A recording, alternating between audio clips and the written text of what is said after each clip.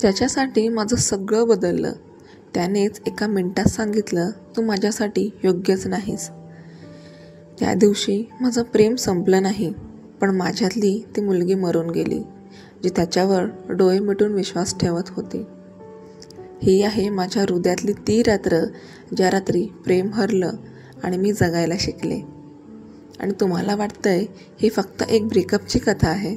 नाही, ही आहे त्या प्रेमाची जे शेवटच्या क्षणीसुद्धा हात सोडत नाही.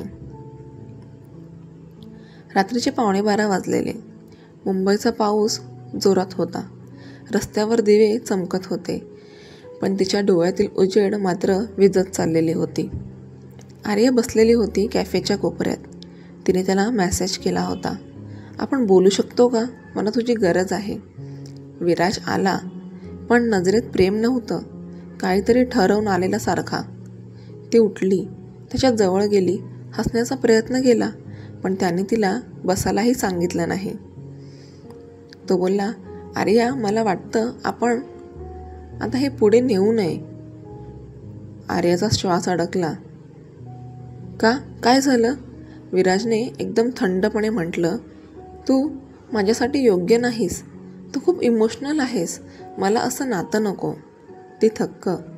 तिने वर्षानुवर्ष दिलेली काळजी, प्रेम, साथ फक्त एक वाक्यात मिटलं. आर्याच्या डोळ्यातून पाणी आलं, पण विराजची नजर अजूनही कोरडी. तुला खरंच वाटतं मी योग्य नाही, की तुला फक्त कोणीतरी नवीन सापडलंय? तिने विचारलं. तो शांत, आणि त्याच्या शांततेतच उत्तर मिळालं. आर्याने पर्स उचलली, पण पापण्यांवरून गळणारं एकच अश्रू तिचा सगळा अभिमान घेऊन गेलं. दुसरा दिवस. ती खूप रडली, शांतपणे, कुणालाही न सांगता. फोन सायलेंट, सगळे फोटोचे अल्बम डिलीट, आवडत्या ठिकाणी जाणं बंद. पण तुटलेलं मनही एक दिवस श्वास घेणं शिकतं. ती उठली, आरशात स्वतःकडे पाहिलं आणि पहिल्यांदा जाणवलं प्रेम होतं. माझी चूक नव्हती, पण ज्याच्यावर केलं तोच चुकीचा होता. तिने स्वतःसाठी गोष्टी सुरू केल्या. सकाळी वॉक करणं, कविता लिहिणं, स्वतःसाठी गुलाब घेणं, स्वतःला गिफ्ट करणं, नवं स्वप्न पाहणं. हळूहळू तिचं मन परत जागं झालं. 3 महिन्यानंतर एका संध्याकाळी ती वहीत कविता लिहित बसलेली.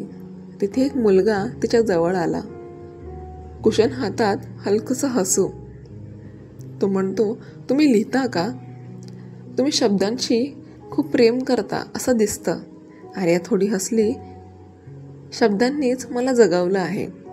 तो म्हणाला, कधी कधी काही लोक आपल्याला तोडायला येतात आणि काही माणसं येतात फक्त आपल्याला परत विणून देण्यासाठी.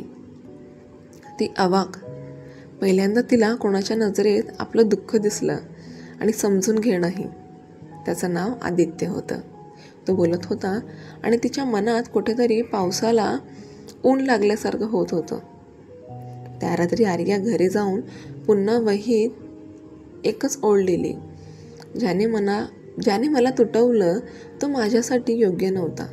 ज्याने मला समजून घेतलं तो प्रेम म्हणजे काय ते शिकवण्यासाठी आला.